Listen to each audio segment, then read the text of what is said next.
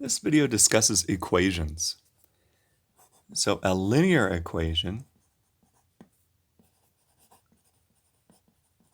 is ax plus b is equal to 0. A and b are real numbers. X is the unknown variable, and a we'll say is not 0.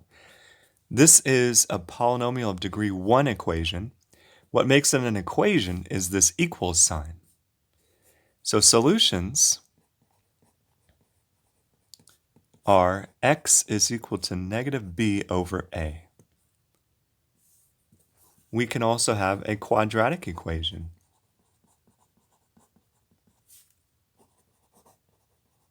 So a quadratic equation has the form ax squared plus bx plus c equals 0. Here a, b, and c are real numbers, and we'll say a is not 0. So this is a degree 2 polynomial equation. You can get solutions using the quadratic formula. X is negative b plus or minus the square root of b squared minus 4ac all over 2a. Let's see a simple example of a quadratic equation.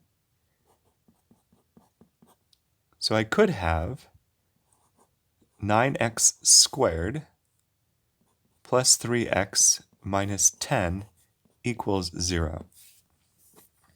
Solutions look like x is, so here a is 9, b is 3, and c is negative 10. I could use that in this expression, and I get negative 3 plus or minus the square root of 3 squared, so I guess 9, minus 4 times 9 times 10, so minus 4 times 90 with a negative, all over 2 times 9, or 18. Now I could maybe do a little bit more arithmetic and make this answer look a slightly different form, but I'm fine with this. Unless you're going to use the solution to do something else, there's no need to really go and simplify everything and do all the arithmetic in this class. So I'm fine with this as a solution on midterms and exams. Now there are some equations that do not look like a quadratic equation, but you could still use the quadratic equation to solve. What I mean by that is this example. What if I had x to the fourth minus 4x squared plus 3 equals 0?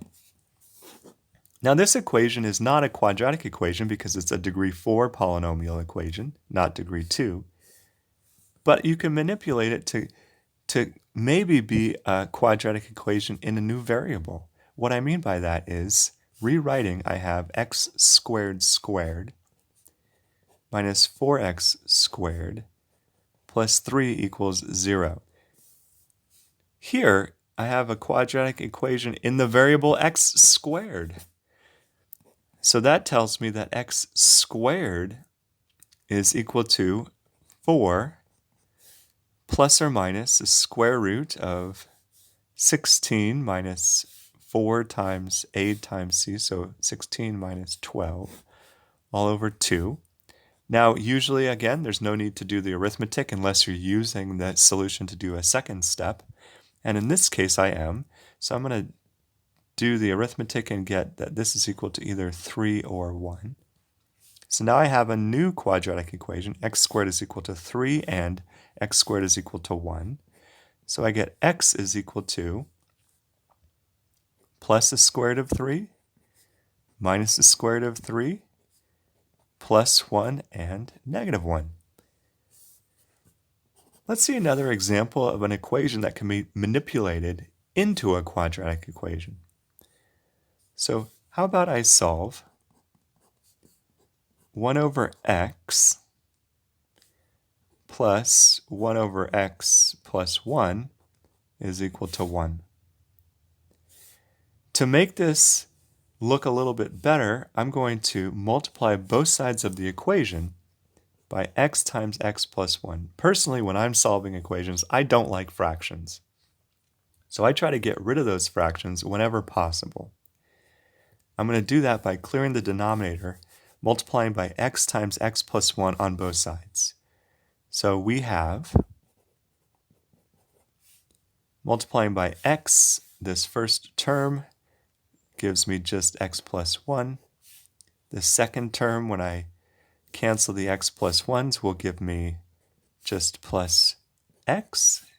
And on the right side of the equation, I have x times x plus 1. Now, to use a quadratic equation, I need to have an equation equals 0. So I'm going to put everything on the right side, subtracting off the 2x, subtracting off the 1. I believe I will get x squared plus x minus 2x, so x squared minus x, and then minus 1. So doing a little bit of algebra, I get this. My solutions are x is equal to 1 plus or minus the square root of 1 plus 4 over 2. Nice. I'd like to do one final example of turning an equation into a quadratic equation. How about this one? What if I had x minus 1 is equal to the square root of x plus 1? So I'm trying to turn it into a quadratic. I have a square root, so the natural thing is to square both sides.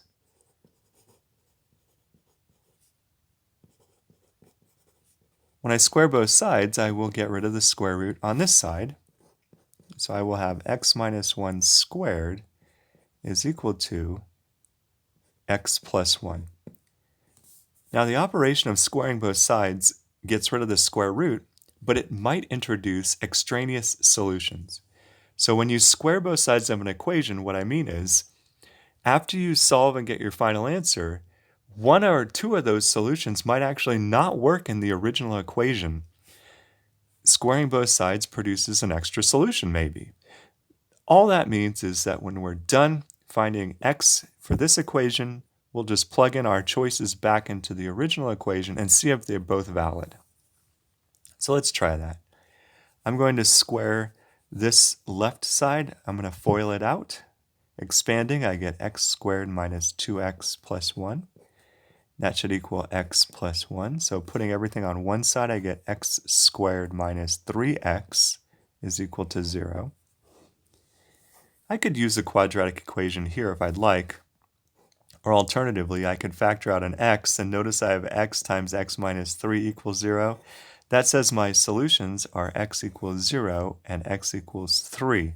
If I plug in x equals 0, I get a true equation. If I plug in x equals 3, I get a true equation. So these are my two solutions to this quadratic right here. Again, squaring both sides means I have to check that they actually are solutions. So let's see here. If I take 0 and plug it into my original equation, I get negative 1 is equal to positive 1. So 0 actually fails. That's not a solution. Let's check 3. So if I plug in 3, I get 3 minus 1, that's 2, is equal to the square root of 3 plus 1, 2. So my only solution in this case is x equals positive 3. So in this video so far, I've discussed equations. That's where I have an expression equals to 0 or equal sign in my expression somewhere.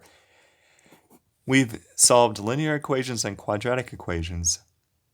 I'd like to finish by doing one more example of an equation involving an absolute value. So how do you deal with this?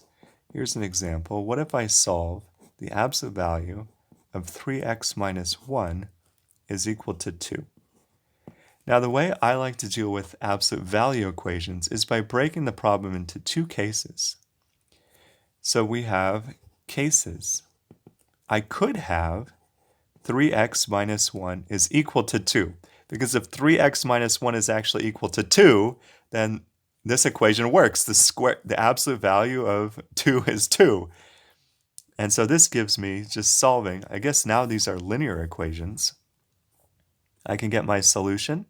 I can get 3x is equal to 3, so x is equal to 1. Alternatively, I could have 3x minus 1 is equal to negative 2. Because if 3x minus 1 were equal to negative 2, then I took the absolute value, I'd still get 2. So the moral of this story is, when I have absolute value symbols, I could break that situation into two cases, one where there's a plus and one where there's a minus. Anyway, going about solving, I get 3x is adding 1 on both sides, negative 1. So x is negative 1/3. So I have two solutions to this equation. Okay, wonderful.